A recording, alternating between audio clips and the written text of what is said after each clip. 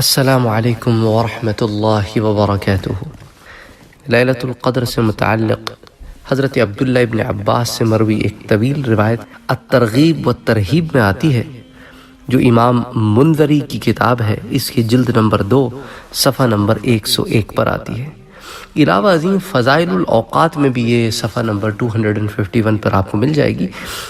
تو اب حضور اکرم صلی اللہ علیہ وآلہ وسلم کا ارشاد گرامی دیکھتے ہیں کہ آپ نے فرمایا کہ جب لیلۃ القدر ہوتی ہے تو اللہ تعالی حضرت جبرائیل علیہ السلام کو حکم فرماتا ہے تو وہ فرشتوں کے جھرمٹ میں زمین کی طرف نزول فرماتے ہیں۔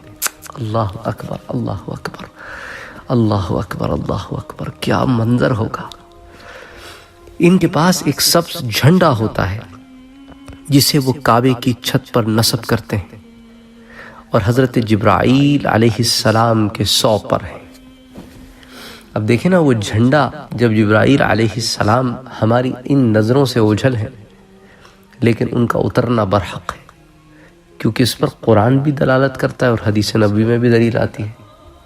قرآن میں سورہ القدر میں یہ بات ہمارے سامنے واضح طور پر آتی ہے کہ اللہ تعالیٰ فرماتا ہے کہ وہ رات ہے جس رات میں اترتے ہیں ملائکہ اور روح القدس، یعنی کہ جبرائیل علیہ السلام، تو ان کا اترنا برحق ہے۔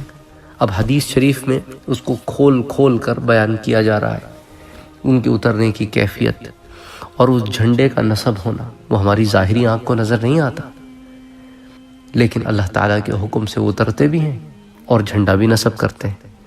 اچھا، علاوہ ازیں ان کے پروں کا ذکر بھی ملتا ہے کہ ان کے 100 کے قریب پر ہیں، اور یہ بھی ہے کہ جھنڈے کا رنگ کیا ہے، سبز رنگ کا جھنڈا ہے، اور نصب کہاں کرتے ہیں؟ کعبے کی چھت پر۔ سبحان اللہ۔ اچھا، ان 100 پروں میں سے 2 پر ایسے ہیں جنہیں وہ صرف اس رات میں کھولتے ہیں۔ کس رات میں؟ شب قدر کی رات میں۔ اور حدیث شریف میں جو الفاظ آتے ہیں وہ مشرق سے مغرب تک دراز ہو جاتے ہیں، یعنی ہورائزن پر صرف وہ 2 پر اتنے بڑے ہیں کہ پورے ہورائزن پر وہ پر ہی پر ہوتے ہیں، آسمان پر ان پروں کے علاوہ پھر کچھ نظر نہیں آتا۔ سبحان اللہ، سبحان اللہ۔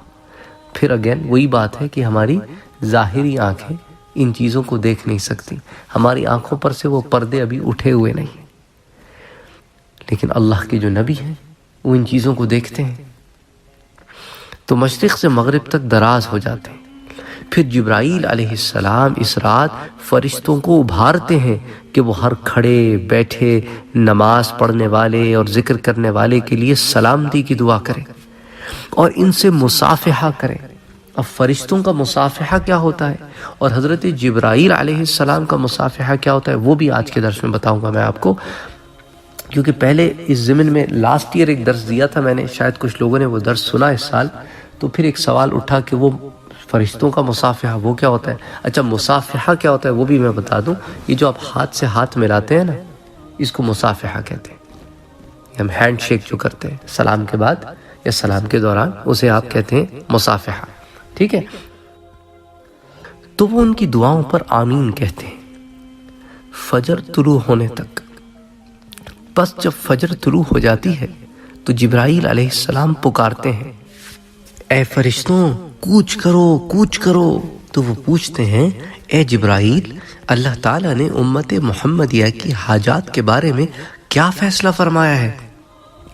حضرت جبرائیل کہتے ہیں، اللہ تعالیٰ نے اس رات میں انہیں نظر رحمت سے دیکھا ہے اور انہیں معاف کر دیا اور بخش دیا ہے، سوائے 4 افراد کے۔ اس سے مراد 4 قسم کے افراد ہیں۔ تو صحابہ کرام کہتے ہیں کہ ہم نے اللہ کے رسول سے عرض کیا کہ یا رسول اللہ صلی اللہ علیہ وسلم، وہ 4 افراد کون سے ہیں؟ یعنی وہ 4 قسم کے افراد کون سے ہیں؟ تو حضور صلی اللہ علیہ وآلہ وسلم نے فرمایا، ایک تو وہ جو شراب کا عادی ہو، اللہ تعالیٰ شراب کی لعنت سے سب کو محفوظ رکھے۔ دوسرا، وہ جو والدین کا نافرمان ہو، اللہ تعالیٰ والدین کی نافرمانی سے سب کو بچا کے رکھے، آمین۔ تیسرا، رشتوں کو توڑنے والا ہو، اللہ اکبر، اللہ محفوظ رکھے۔ اور چوتھا، وہ جو مشاحن ہو۔ تو صحابہ کہتے ہیں، ہم نے عرض کیا یا رسول اللہ صلی اللہ علیہ وسلم، یہ مشاحن کون ہوتا ہے؟ آپ نے فرمایا مصارم، یعنی کہ وہ شخص جو اپنے سینے میں کینہ رکھتا ہے، اپنے سینے میں دوسروں کے خلاف ill feelings رکھتا ہے، hidden feelings ہوتی ہیں، چہرہ ایک رکھتا ہے اور اندر سب سے بغض ہوتا ہے، اس کا بس نہیں چلتا کہ دوسرے کو اکھاڑ پھینکے، اس کا دل صاف نہیں ہوتا لوگوں سے۔